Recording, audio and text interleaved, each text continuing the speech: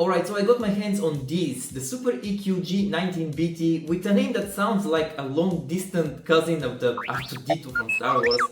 And yeah, they look a lot like the Logitech G435. I mean, like a lot. But hold up, because this actually fix a few things compared to the G435.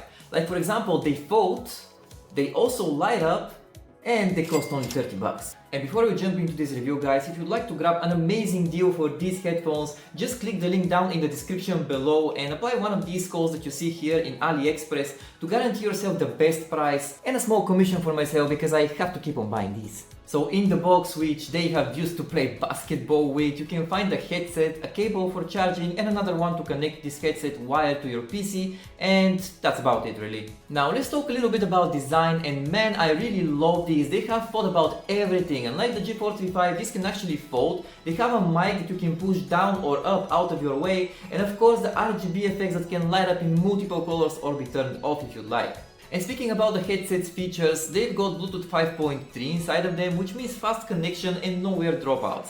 There is also a low latency mode if you're gaming on your phone, and it actually works. So I was editing this video and I didn't talk about the main feature, which is the 2.4 GHz adapter. Now I don't know why, I just didn't talk about it, and it's the coolest feature about these headphones. Basically you have a USB-A adapter, but you can do this and it suddenly becomes a USB-C. And way smaller as well.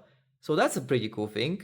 So the buttons are pretty straightforward. You have your power button that can also serve as a mic mute if you press it fast 2 times. There is your volume up and volume down buttons, and of course the small button here that is used to control the LED lights and switch between multiple modes, but you can also tap it fast 2 times and enter in gaming mode. Besides that, you have your USB-C port for charging, and that's about it. The only thing I cannot get used to though is the turn on sound. Power off. Adapter mode. Pairing. Connected. So as I said before, the microphone is built in. It's fine. It's not podcast quality or anything, but your friends will definitely hear you complain that you died 16 times as Sion on top lane. And this is how the microphone sounds like when I'm using the headset. I think that I'll just use it until the rest of this video to talk about the other features of these headphones.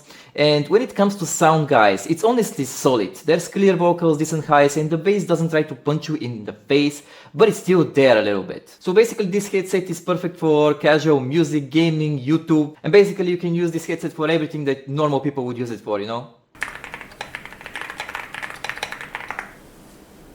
The battery life is decent and you can turn the LEDs off and on to save power, but let's be real, you probably won't be doing that. You bought glowing headphones after all, you're not turning that off.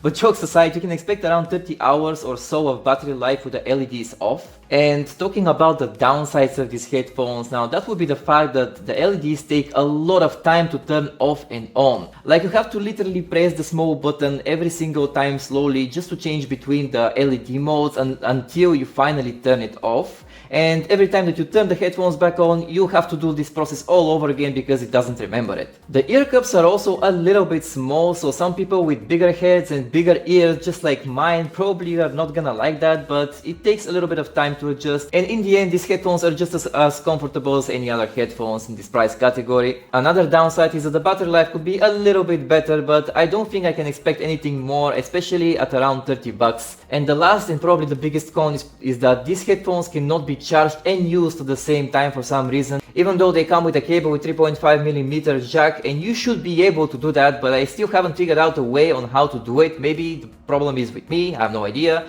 But overall, I think that this headset is a major improvement over the G435, and you can definitely benefit from many of these features. I think that the design is awesome, the microphone quality is actually decent, and you can flex to your friends that your headphones have LED lights that you cannot see on the sides, but they look cool anyway. Well, anyway, that's all for me, guys. I hope to see you in the next video, and I have a ladder to climb.